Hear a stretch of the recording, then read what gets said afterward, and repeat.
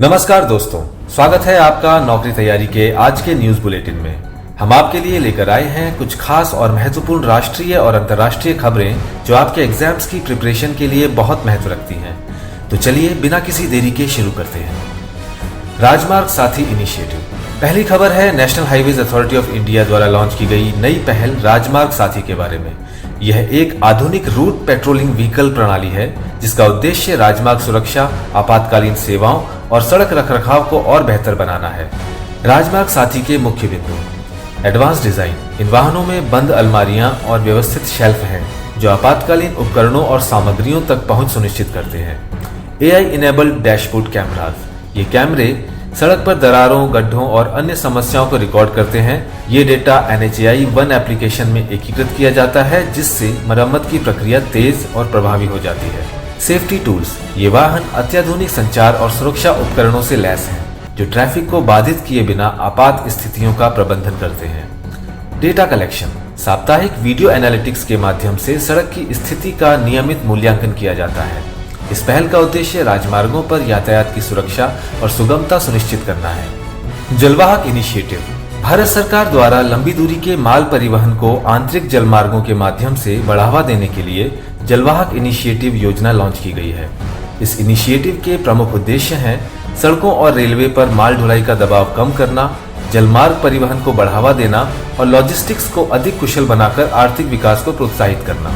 इस योजना के तहत 300 किलोमीटर से अधिक जलमार्गों पर माल परिवहन करने वालों को 35% तक परिचालन लागत की प्रतिपूर्ति दी जाएगी। यह योजना प्रारंभ में 3 वर्षों के लिए मान्य होगी। जलवाहक इनिशिएटिव को ministry of ports, shipping and waterways द्वारा लॉन्च किया गया है। इसे inland waterways authority of India और inland and coastal shipping limited के माध्यम से लागू किया जा रहा है। यह पहल पर्यावरणीय स्थिरता और लॉजिस्टिक्स में सुधार की दिशा में एक बड़ा कदम है। अब बात करते हैं संगीत जगत की दुखद खबर की। विश्व प्रसिद्ध तबलावादक उस्ताद जाकिर हुसैन का सैन फ्रांसिस्को में इडियोपैथिक पल्मोनरी फिब्रोसिस के कारण निधन हो गया। आगे बढ़ने से पहले देखते हैं उनकी कला के कुछ नमूने।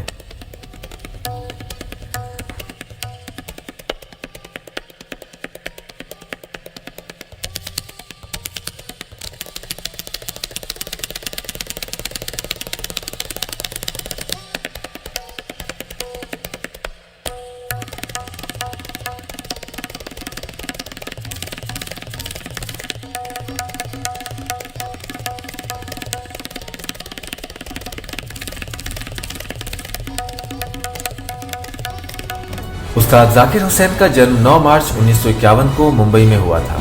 वे प्रसिद्ध तबला वादक उस्ताद अल्लाह रखा खां के पुत्र थे और पंजाब घराना की परंपरा में प्रशिक्षित हुए। उन्होंने भारतीय शास्त्रीय संगीत और फ्यूजन संगीत में अद्वितीय योगदान दिया। उन्होंने 5 ग्रैमी अवार्ड जीते जिनमें एक फ्यूजन ग्रुप शक्ति के लिए था।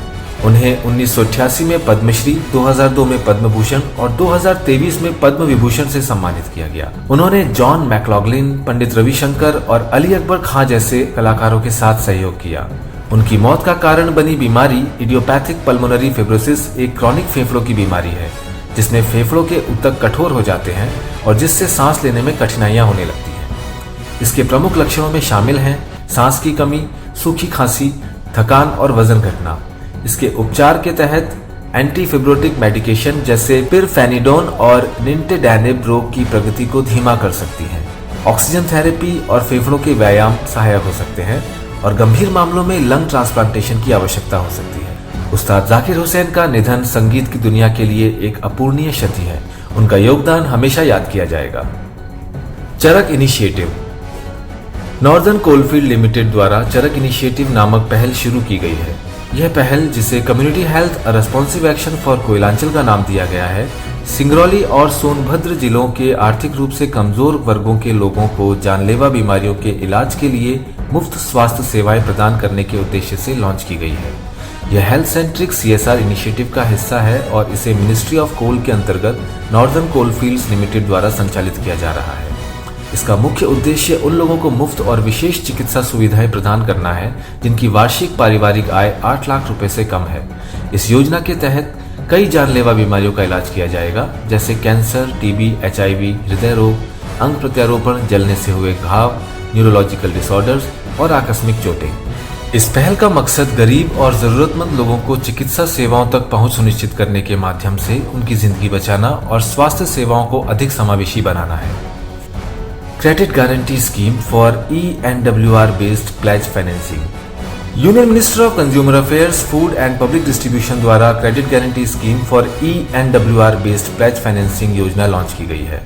यह योजना किसानों और व्यापारियों को उनके ENWR अर्थात नेगोशिएबल वेयरहाउस रेसिप्ट के खिलाफ ऋण प्राप्त करने के लिए एक वित्तीय सहायता और गारंटी प्रदान करने पर केंद्रित है। इस योजना की शुरुआत दिसंबर 2024 में की गई है और इसे ministry of consumer affairs, food and public distribution के अंतर्गत लागू किया गया है। इसका मुख्य उद्देश्य यह सुनिश्चित करना है कि किसानों और व्यापारियों को सुरक्षित वित्तीय सहायता प्राप्त हो, जिससे उनकी आर्थिक स्थिति मजबूत हो सके। इस योजना के तहत 1000 करोड़ रुपए का कुल कोष निर्धारित किया गया है। ऋण कवरेज की बात करें तो छोटे और सीमांत किसानों के लिए 75 लाख रुपए तक और MSMEs और व्यापारियों के लिए 200 लाख रुपए तक की सुविधा उपलब्ध कराई गई है। इस योजना के तहत 3 लाख रुपए तक के लोन के लिए 85% गारंटी कवरेज दिया जाएगा। 3 लाख से 75 लाख तक के लोन के लिए 80% कवरेज होगा और MSMEs और व्यापारियों के लिए 75% गारंटी कवरेज दिया जाएगा।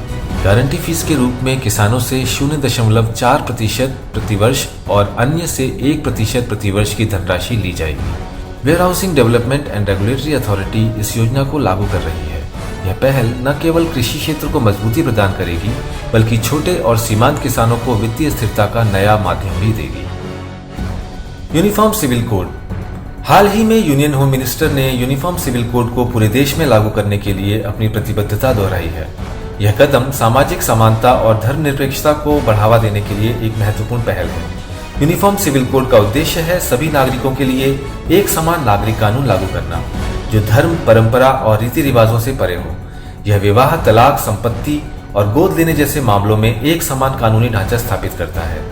इस कानून की कुछ प्रमुख विशेषताएं हैं: सभी धर्मों के लिए समान नागरिक कानून, महिलाओं के अधिकारों को मजबूत करना और लैंगिक समानता सुनिश्चित करना, धर्म को कानूनी प्रक्रियाओं से अलग करना जिससे एक धर्मनिरपेक्ष और न्याय संगत प्रणाली स्थापित हो सके, और विविधता में एकता के सिद्धांत को बढ़ावा देना और कानूनी प्रक्रियाओं को सरल बनाना।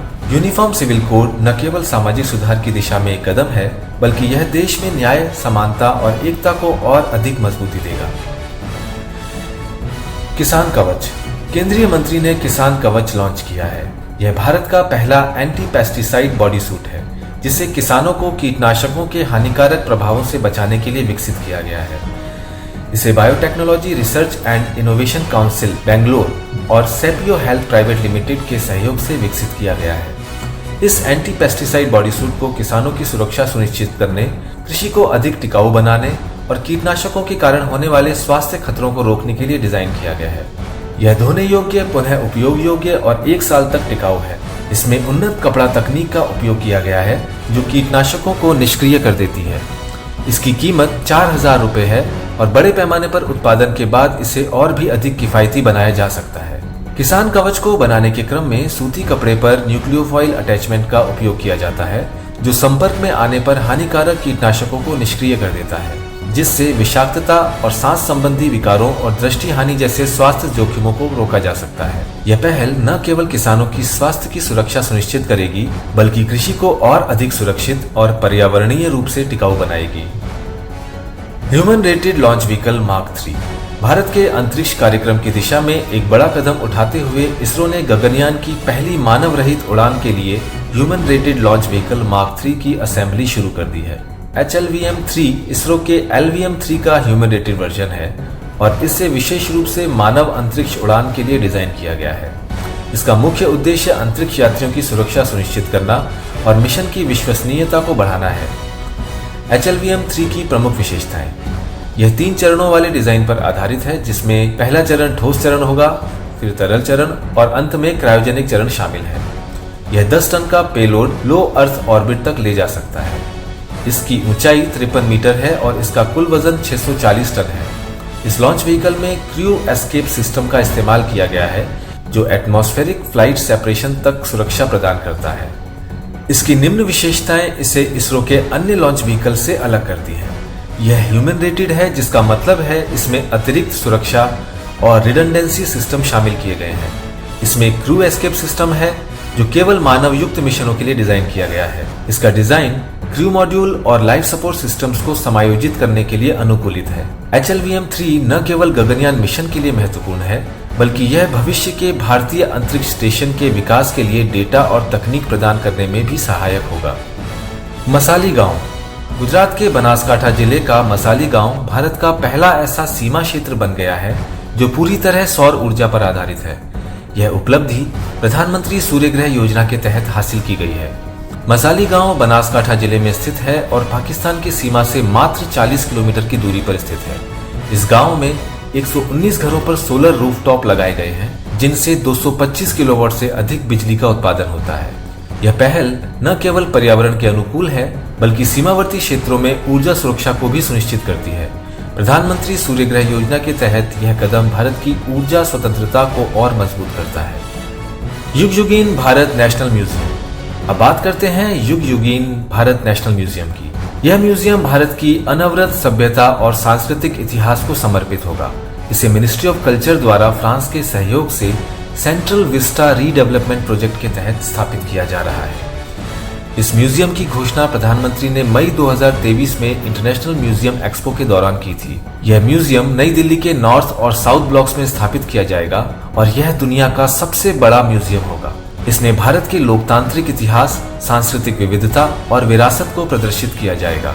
फ्रांस के फ्रांस म्यूजियम डेवलपमेंट के सहयोग से इसके डिजाइन और प्रबंधन को अंजाम दिया जाएगा और इस म्यूजियम में समावेशिता और समुदाय केंद्रित कहानियों को प्रमुखता दी जाएगी। यह म्यूजियम भारत के अतीत, वर्तमान और भविष्य को जोड़ने वाला एक सांस्कृतिक केंद्र बनेगा और वैश्विक स्तर पर भारत की धरोहर को प्रदर्शित करेगा। IRIS-2 space programme. अंत में बात करते हैं यूरोपीय संघ द्वारा लॉन्च किए गए IRIS-2 स्पेस प्रोग्राम की। यह प्रोग्राम 290 उपग्रहों का एक नेटवर्क है जिसे एलन मस्क की स्टारलिंक का मुकाबला करने के लिए डिजाइन किया गया है। यह यूरोपियन यूनियन के सदस्य देशों द्वारा यूरोपियन स्पेस एजेंसी के माध्यम से संचालित किया जा रहा है। इसे 2024 में लॉन्च किया गया और इसका मुख्य उद्देश्य सरकारी और व्यावसायिक उद्देश्यों के लिए सुरक्षित और निर्बाध कनेक्टिविटी प्रदान करना है। यह यूरोपीय संघ की अंतरिक्ष तकनीक में प्रतिस्पर्धात्मकता और स्वायत्तता को मजबूत करता है और यह साइबर कम्युनिकेशन व्यवधानों के खिलाफ लचीलापन और व्यवसायों के लिए उच्च गुणवत्ता वाली कनेक्टिविटी सेवाएं भी प्रदान करता है। यह कार्यक्रम कोपरनिकस और गैलीलियो जैसे मौजूदा यूरोपियन यूनियन के कार्यक्रमों को और सुदृढ़ करेगा। यह पहल यूरोप को अंतरिक्ष प्रौद्योगिकी के क्षेत्र में आत्मनिर्भर और विश्व स्तर पर प्रतिस्पर्धी बनाएगी। तो दोस्तों, यह थी आज की प्रमुख खबरें। अगर आपको यह वीडियो उपयोगी लगा हो तो हमारे चैनल को लाइक, शेयर और सब्सक्राइब करना ना भूलें। हम जल्द ही और भी रोचक खबरों के साथ लौटेंगे। तब तक के लिए धन्यवाद और नमस्कार।